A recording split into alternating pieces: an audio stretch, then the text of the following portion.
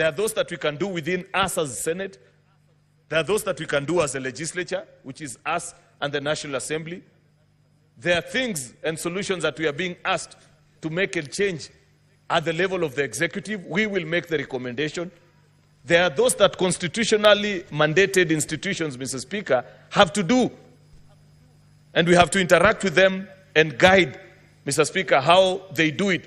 Because like I have already pointed out, Mr. Speaker, these are not normal times. And normal solutions will not get us out of this problem at this particular time, Mr. Speaker. Therefore, the request that we make to you is that get us staffers of Parliament who will classify, as members speak, all these challenges that you are speaking to and cluster them into the various thematic areas so that we are ready and willing to work whatever time over and above the call of duty, beyond even 6:30, Mr. Speaker, if that is what it will take, because unfortunately, we don't have time. That is the other thing that the young people are telling us. That's the other thing that I hear when I listen to what the country is saying. We are willing and ready to work, Mr. Speaker, so that we classify all these challenges and the various solutions that we are prescribing. Some of them have been suggested by other people outside the precincts of this House. Many others will be shared by these members because there are senior people here. There are people who are experienced. They know what the challenges are and they know what the contribution can be.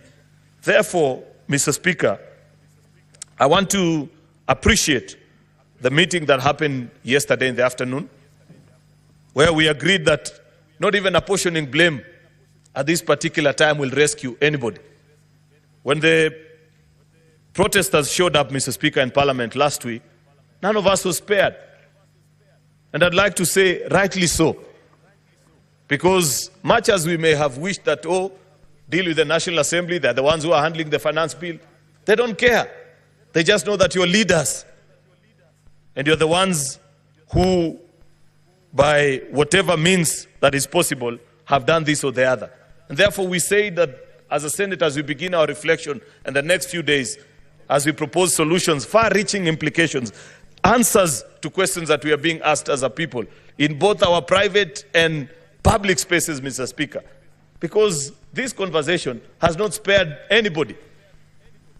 And it hasn't taken the traditional definitions or characterizations that we know about issues in this country. Nothing to do with religion, nothing to do with the tribe, nothing to do with class, Mr. Speaker. These are unique challenges that have caught over all of us. Mr. Speaker, therefore, we request that when we get our staffers to classify the challenges as they will be enlisted by the various members, say, for example, on the issue of corruption, and this is the proposals that are being made, if our staffers can serve as the rapporteurs, Mr. Speaker, so that later on when we sit to reflect and make our decisions, once we've classified all the issues into the various thematic areas, Mr. Speaker, we will retreat and reconvene as a House, Mr. Speaker, to make the various far-reaching recommendations. Whatever it is that as Parliament we need to do, if it is a change of law, we are willing to do it in record time, Mr. Speaker. And I know we have your cooperation, Mr. Speaker, and you will help us make that. If it is a resolution of the House specific to the various constitutional commissions and independent office holders, Mr. Speaker, we will make a resolution. Because there are two ways in which Parliament makes decisions, Mr. Speaker. We either vote on a bill or we resolve on a matter and give it as a resolution of the House. We intend to pursue whatever means it will take, Mr. Speaker, to heal the country and make us better as we are being challenged in the last few days, Mr. Speaker. The country is complaining of a broken system, Mr. Speaker, that nothing works. Absolutely nothing. That this is a rigged economy where only those with proximity to power and the advantage unduly given to them by the spaces they occupy, either in public or private institutions, Mr. Speaker, are able to enjoy living in the country. And we are being asked to repair and fix it. Where this thing has reached, Mr. Speaker, it needs an overhaul. I am afraid that not the usual glue and gum that we put into areas that are leaking will solve this time. It's completely broken. If it's a pipeline, Mr. Speaker, it is time to decommission and set up a new pipeline. That's what I hear as being challenged. We are being told that everybody wants a fair shot at life and not our children to get better chances at education. better chances, Mr. Speaker. I grew through our public education systems, from primary to secondary to university, Mr. Speaker. And it was the best at that particular time. People are complaining, Mr. Speaker, that unfortunately, as it is today, nobody with a pen in this country take their children either to public, primary, secondary, or even university, because it's completely finished, Mr. Speaker. The picture of the primary schools that you all went to, Mr. Speaker, while it served and it worked at that particular time, public education is broken at this time. And we must make radical decision, because, Mr. Speaker, that's what they are speaking to. And they are saying, while you guys are okay, what about the kid of the ordinary person? You know, Mr. Speaker, when every time I lost sleep, as I thought through about the issues that we've been through as a country, Mr. Speaker, I asked myself, where is it that we as leaders have lost touch with reality? I didn't grow up as a child of privilege, Mr. Speaker, for your information. I am 38 years old. I came to this parliament at the age of 29. The first 29 years of my life, I spent them in Eastlands, deep in the slums. I have sold sim, like these kids you see on our streets in Ngong Road as you drive, Mr. Speaker. And many times when I see them, I reflect back and I roll down my windows and I share with them, because I know that they are complementing what their parents are doing. That's what sends these kids out to the streets. I know what it feels, Mr. Speaker. But why is it that when granted such an opportunity, we are not able to make it better? I believe that an opportunity to serve, Mr. Speaker, and this is what I hear us being told as the leaders, an opportunity to serve is to be reminded that we have issues, but we have looked at you and we think you have the wisdom and the ability to make it work for all of us. Can you go and serve? Go and make it possible for the rest of us to enjoy. But unfortunately, either by design or because that is what the country is accustomed to, Mr. Speaker, when you get the first line at the queue, we don't think about the second and the third onwards, Mr. Speaker. We are satisfied that so long as I've had my serving at the table, that should be enough. That's what people are complaining about, Mr. Speaker. And we are here to plead this morning that grant us the opportunity to lead the country as the Senate of Kenya in making the right and the correct decision, so that we don't lose our country. I say this at this particular time, Mr. Speaker, so that people may know that in whatever we say, in whatever we do, anarchy is not an option. I'd wish to plead, even to those that are leading these protests and demonstrations, that if Kenya was to sink, unfortunately, not even them will be spared, Mr. Speaker. And I like the fact that many of the people have begun speaking out and saying that there are certain conditions that you must meet even as a person in some of the solutions that you are prescribing. Because you listen to what is being said in the online spaces, Mr. Speaker, some of the solutions that you can clearly see this will get us into more problems than already we are being unfortunately prescribed on us by people who are not within the borders of Kenya. And that's unfortunate, Mr. Speaker. But like I have said, it's not time to apportion blame and point fingers. It is time to lead the country and point them to the right direction. Because what our young people have done is that they have spectacularly, perhaps painted better than Galileo could ever paint, Mr. Speaker, a picture perfect of the reality of what it means to live in the Republic of Kenya today. Nobody could have done it any better, Mr. Speaker. And therefore, it's our duty. We are duty-bound as an institution to lead. Mr. Speaker, corruption has featured prominently in this conversation. In fact, at the heart of it, perhaps finance bill was just but a trigger. But the bigger conversation that the country is having is on the issue of corruption.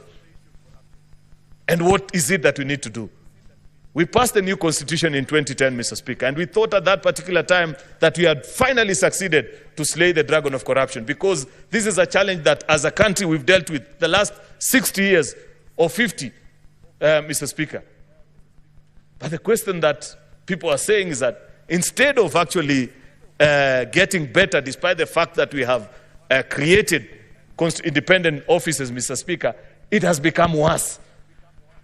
EACC has crafted, and that's a conversation that we will need to have as a house, and eventually Mr. Speaker, something that we haven't resolved at this point is when we have the thematic areas, shall we resolve them as a committee of the whole?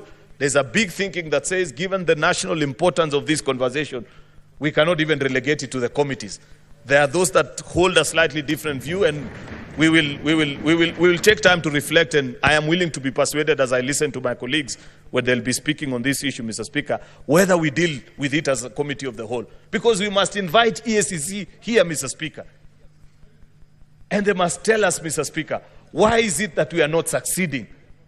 Is it the law? What is it, Mr. Speaker? What do we need to do as a country? Because what we know for sure is that the system has set up, even this design in our counties, Mr. Speaker, of saying you have an ethics and anti-corruption officer at every county, Mr. Speaker. Basically, what it takes is that they are quickly captured, Mr. Speaker, and they become appendages of the corrupt system in our various counties, Mr. Speaker. The same can be said nationally. And this issue, Mr. Speaker, if we are to be honest, and I wish that the country also indulges us, is that corruption is not only a problem of leaders. It's a national problem. It's a values problem that we have as a people. We cannot just speak, Mr. Speaker, about what leaders are doing without taking time to consider and say, how do we demonetize our politics, Mr. Speaker? How do we make politics less influenced and infiltrated by the power of money, Mr. Speaker? Because unless and until a country has that conversation, Mr. Speaker, I am afraid we are not likely to win this conversation. And part of the proposal that must come out of here, Mr. Speaker, is the process of removing money out of our politics, Mr. Speaker. That has destroyed the fabric of our society. And I like the fact that listening to the president the other day, he said, and this is something that, a conversation that many of us have had many times, that even this issue of Harambee is the way it's being done, Mr. Speaker, this presentation of resources, Mr. Speaker, that perhaps it's time to ban it from us as public officials, so that when I go before people, I tell them about policies that I have made to make their life better, not the 2 million shillings that I'm carrying in my car to give them to build a classroom for them, Mr. Speaker. That's a challenge that we must be willing to accept. Because, Mr. Speaker, until, and I must repeat, until we demonetize our politics, Mr. Speaker, and the space of influence, it will continue to be a gold rush and the desire, Mr. Speaker, on every member. You know, people don't know that the cycle of and the life of a politician in this country, it involves running Monday to Thursday, collecting as much as you can, only to go and spend it on Friday to Sunday. And in fact, most of that money, Mr. Speaker, it doesn't even get to the houses of these members. People don't know. If a member makes perhaps $1 million within a week, they'll be very lucky if 100,000 makes it to do anything in their house. 900 of that money goes back to the constituency. Therefore, we must remove that demand. And this desire to see members of parliament and politicians and people who are in public offices, Mr. Speaker, as if they are tools for pushing resources and money. Until we do that, but that's just the effect. What we need to address here today is a structural fight, and those that are in the justice and, Mr. Speaker, law and order society, that they must come here and we must reveal to each other and tell each other, why is it difficult? EACC must appear before us, Mr. Speaker, and they must tell us this is what we need to do, so that we know, Mr. Speaker, why is it we are now in the third cycle of county governments, Mr. Speaker? Everybody knows why people can almost kill each other to be county governors, Mr. Speaker. But we don't have a solid case, not one, before any courts of law that can point out and say, this is what we have done as an institution. So that people know this is what we are doing. We will be willing, Mr. Speaker, because this has featured prominently. We are being even challenged, Mr. Speaker, as an institution on the things that we have done and said and the laws that we have passed. We must make it difficult. It must pain people, Mr. Speaker, to break the system after we repair it. The punishment must be punitive, Mr. Speaker, so that it gets to a point where people fear. You know, people don't fear to be corrupt in this country because they know what is the worst that will happen. I will be taken to court. I will pay a bail. And I will walk scot-free. Chances are I'll enjoy that money until I die. EACC must come to us, Mr. Speaker, and tell us even this new jurisprudence that they are trying to establish, where somebody steals $1 billion, then says, I am willing to part with 300 million, and we remove the case. Unless we didn't read properly. But good leaders have said, this is not the time to apportion blame. If there are things that they want us to change, is it their budget? Is it the law as we defined it, Mr. Speaker? Let us listen with an open mind and say, tell us what it is that will respond to this particular issue. Mr. Speaker, the judiciary also has been very silent while all this has been going. In fact, the only thing I've seen the Chief Justice speak about was on the issue of abductions, and I think later on, when her chambers were raided, she issued a statement or something to that effect.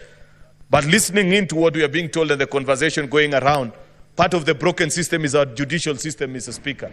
People know, Mr. Speaker, that even if you're taken to court, you can find your way around it, Mr. Speaker, that you can buy justice. A country that sells its justice, Mr. Speaker, is not a country. If I know that all it takes for me to get away with murder, Mr. Speaker, is sufficient resources in my bank account, then that is not a country. Judicial Service Commission, Mr. Speaker, just like us and all of us that are in positions of responsibility, Mr. Speaker, must engage and be willing to guide us and say this is what has happened. If you listen, as people who are speaking, people have shared their experiences, how they have been disinherited of properties that were left by their parents because a rich person showed up, Mr. Speaker, and as orphaned children, they could not put up a fight before our courts of law. That is not the foundation of a judicial system, Mr. Speaker. And we need time to reflect. JSC must tell us what is it that we need to do, Mr. Speaker. Equal opportunities has featured prominently. Many people are saying, we know that all it will take for you to get an employment anywhere is to have people of influence.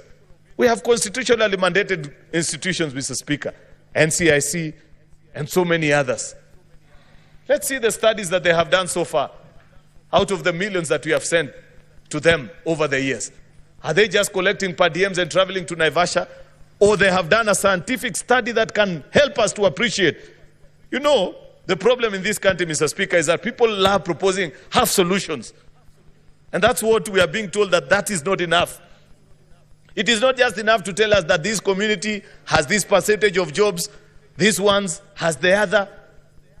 Can you make recommendations? And we are willing to come and pass a resolution of the House, Mr. Speaker. If it is established, Mr. Speaker, that the community that I come from has more than an equal share of opportunities, Mr. Speaker, in the various cadres and levels of government, Mr. Speaker, let's pass a resolution here and say that until such a time that others get an opportunity equitably, Mr. Speaker, we don't give chance to those but unfortunately, Mr. Speaker, listening and reading the reports that have come from NCIC, it is so basic and it's like the person who designed it just wanted to appease people with little facts here and there, Mr. Speaker. Oh, Kikuyus have this percentage, Luos have the other. That's not enough. Break it down. Work like a serious institution. Tell us how many CEOs exist in public service. Give us their distribution. How many senior level managers exist? How many are ordinary clerks, Mr. Speaker? We could be talking about a particular community that has a certain share, Mr. Speaker, but they are all clerks and drivers. It's not the same. We need a more detailed study so that you lead us as a house into making this conversation. I'm trying to rush, Mr. Speaker, because I know time is not on our side. Governance on our value systems, Mr. Speaker, featured prominently in this conversation. And we must put it either by law, by design.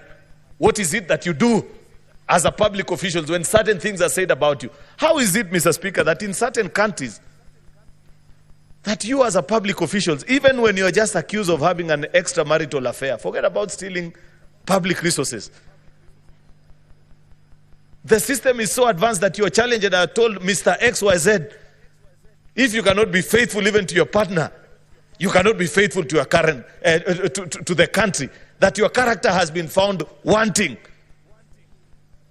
And people are asked to step aside on such occasions, and people do the honorable thing and say, I think I no longer enjoy the trust of the people.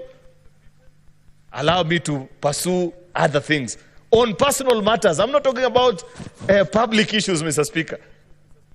The problem with us is even when we have been challenged on public issues, Mr. Speaker, we still want to stick and die until, you know, the famous quote that somebody once said, I'd rather die than resign. On debt, Mr. Speaker, I have a certain level of reprieve as a person, but it still doesn't help me. Like I said, these young people don't care, and the people that are speaking don't care, because on the 2 occasions that the debt question appeared before this House the last term, I voted against it, both to move it at 6 trillion and eventually when we moved it to 10 trillion, Mr. Speaker. But that doesn't help. That's history. We can point fingers and say, you moved, you did this or the other. It doesn't matter at this point. The thing we are being told first, Mr. Speaker, is that when Kenyans look keenly, they are trying to locate 10 trillion in the country, and they cannot see it. So they're asking, are you sure, first of all, that we owe 10 trillion? And I have made public confessions, Mr. Speaker. Those that served with us in the Budget and Finance Committee last time, Mr. Speaker, know that when we asked for Kenya's debt register, it was brought to us on an Excel sheet. No records beyond that. And you're being told, company this, you owe them this much, this is the rate at which you borrowed, and so on and so forth. It pointed out to a problem. In fact, on the day that I made my contribution and said that I reject this approval of the debt, raising of the debt ceiling to 10 trillion, that's part of the reasons that I raised that afternoon, Mr. Speaker. And I said, until Parliament has a counter copy of what the Treasury is borrowing, Mr. Speaker, and we rearrange that whole space of our debt, Mr. Speaker, we are not yet out of the woods. Therefore, I don't want to spend a lot of time on the issue of debt, Mr. Speaker, but we are being told that a public audit of our debt situation, Mr. Speaker, is mandatory at this particular point. And I know the executive will do theirs, but even us as Parliament, because it's us who failed in that regard, we must carry out our own, so that we counter-check with what the executive is doing. Parliamentary Budget Office can lead this exercise, but if they need the expertise of other audit firms, including international, reputable, established institutions that can help us in this conversation, people who know about multilateral lending, Mr. Speaker, and going to the financial markets, because there are issues of Eurobond therein and other institutions that we have borrowed from, Mr. Speaker, let us have that conversation so that we know, first of all, Mr. Speaker, what is our debt exposure. Look at even the debt ceiling change of law that we did earlier. Makes sense. We argued and said we want to change how we calculate our debt status, Mr. Speaker, as opposed to having it as a static number, make it as a percentage of the GDP, because that's a more globally accepted standard. And that's fine. And I supported that motion, Mr. Speaker. And we said in 3 years' time, we want to bring our debt sustainability to 55% of the GDP. It is now at 61. We have 3 years. But what is the plan, Mr. Speaker? What did we learn from the past? How comes when you were passing that particular legislation, we didn't tie it so neatly so that we know, you know, bringing debt as a percentage to the GDP to 55% is not an occurrence, Mr. Speaker. It's not an event. It's a process. You have to grow down your fiscal deficit over the years. We didn't put it in law, Mr. Speaker. And it's not just enough for us to be satisfied and say that we have a promise that in 3 years' time, that's where we'll be. At the time of exiting this conversation, Mr. Speaker, we must tighten that law so that even as those that do our budget at the Treasury know that the maximum fiscal deficit that we can get for this year, 2024, 2025, is this one. And you tighten it so that by you leave them with no option. So that by 2027, Mr. Speaker, when you're supposed to be at 55%, they have no option but to get there. But if we leave the law as it is, I can tell you for a fact that we will get to 2027, we will still be at 60, Mr. Speaker, or even more. if we don't change. And we must make a decision, Mr. Speaker, as we sit and reflect, because debt has featured prominently in this conversation. As I move to conclude, Mr. Speaker, SRC, Salaries and Remuneration Commission, have been silent as this whole debate has been raging. Silence is not an option anymore, Mr. Speaker. They have to speak to the country. They have to tell us what is it that you're going to do so that we reduce our public expenditure on wages and salaries from 46% to the mandatory 35%, Mr. Speaker. If it means taking a pay cut, we as members of parliament, Mr. Speaker, good people, we have been told that it's not possible, that members of parliament will never do it. We don't have an option. We must do it, Mr. Speaker. The yearly increment that is now being discussed, that we are being told that, I saw that being reported or misreported in sections of the media, that we are now going to earn more. SRC continues to be silent about it, but we must make a resolution and say we reject even that one in light of the financial situation. But as it is, Mr. Speaker, Mr. Speaker, even if the high earners were to take a shave on their salary, that is still not enough. I don't have the statistics, and that's why I've said some of these constitutional commissions have failed us, Mr. Speaker. I don't know what would be the percentage of Kenyans say that earn over and above 100 and 150. But I'm certain, Mr. Speaker, they are in the slim minority of less than 10%. 90% of our public officers earn less than 100,000 and below, Mr. Speaker. And therefore, whatever savings that we can make there, let us make, but over and above, the thing that people don't like, Mr. Speaker. And this featured prominently. Senator Omogeni is out, but he knows this featured prominently in our NADCO talks. And a report that we tabled here, Mr. Speaker, unfortunately, which we haven't done with speed, Mr. Speaker, captured all the wastages that are in the public expenditure space and what we need to do as a country. From page 546 of the NADCO report, I think, to almost page 600, Mr. Speaker. Where things that we understand, things are tight. It's the most obvious thing that people do. Young people are telling us, when you have a job with Safaricom, you can live in Langata. But the day you lose that job, you move downwards to either to South B or Umoja until things get better. That's what we are not able to do as a leadership. We know for a fact that when things were better, we could all fly business as members of parliament. But if you read the recommendation from NADCO, we have said any flight that is less than 3 to 4 hours, surely, must you fly business as a public official. 3 hours. You will not even sleep. You know? And so many things, Mr. Speaker, recurrent expenditure and wastages. Institutions, even parliament. And you know, I saw our staff criticize us and say, yes, we have been saying this or the other. But even our staffers, they need to know that this must come to them. You know, I've served as staff welfare chair, so I know a thing or two about expenditure in this institution. You will hardly get anybody in parliament, Mr. Speaker, on a Friday. Even to consider a report on something that happened in parliament, Mr. Speaker, people cannot consider it in parliament.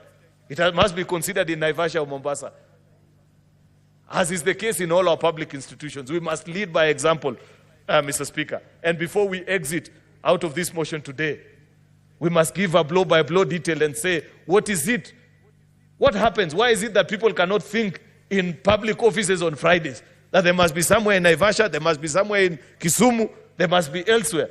Mr. Speaker, I don't think that there is any correlation between better consideration of a tender document or evaluation exercise that comes when you leave Nairobi, Mr. Speaker.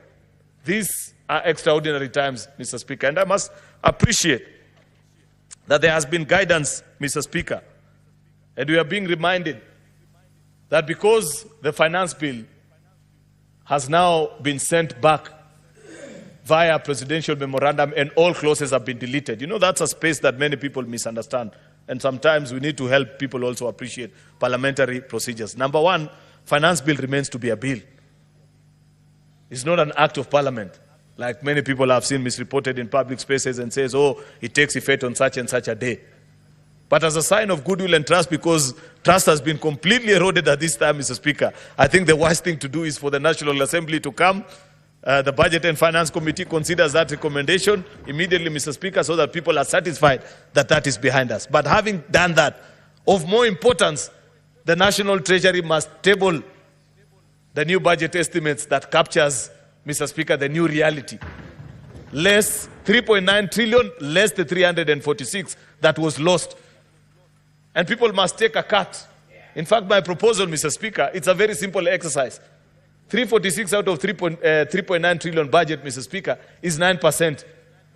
At least at the national level, because I wouldn't wish that the same be applied to our counties. For counties, it must be on equity basis, Mr. Speaker.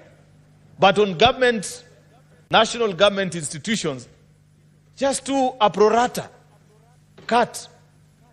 If your budget was 300 billion, Mr. Speaker, as a state department or an agency, you submit your new estimates less than 9%, so that you are left to go and do the reappropriation of whatever needs to be done.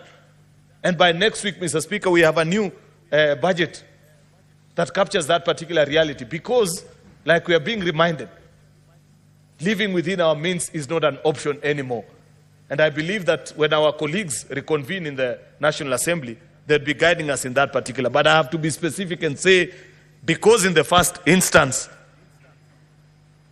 the distribution to counties was not pro rata, then the shave, I don't know what is being proposed, and we will wish to be reasoned, but it cannot be pro rata to counties, Mr. Speaker.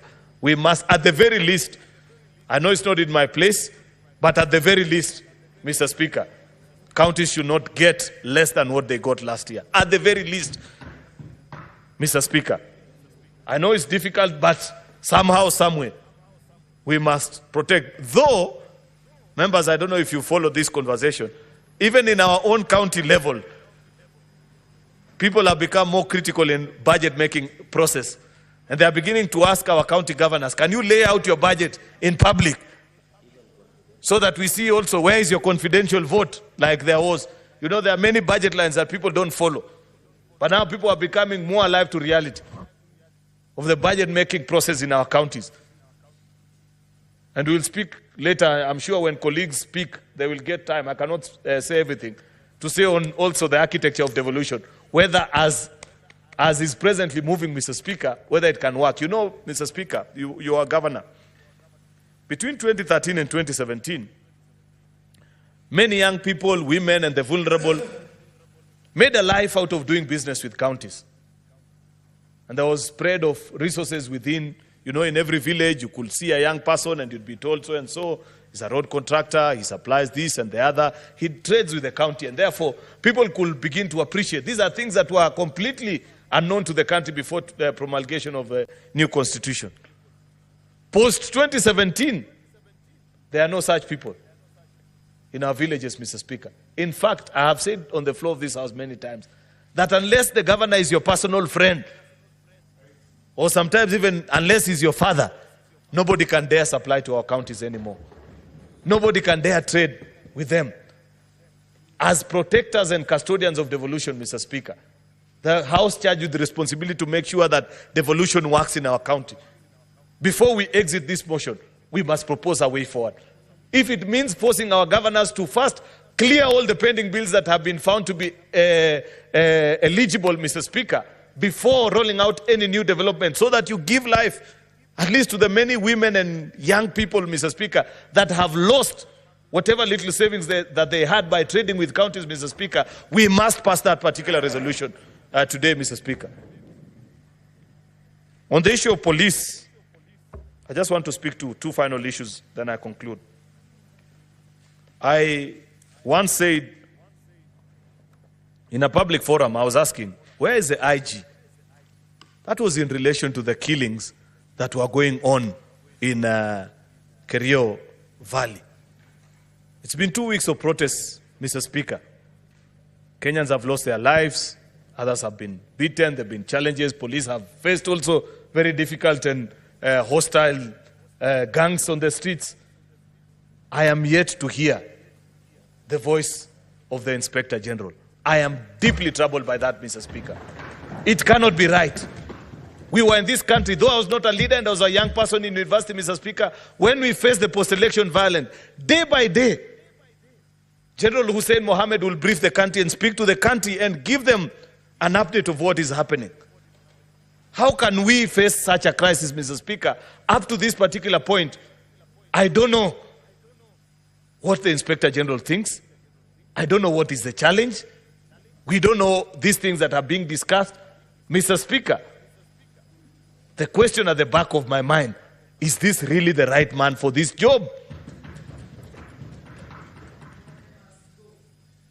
Mr. Speaker, we must think critically, finally, about Article 37.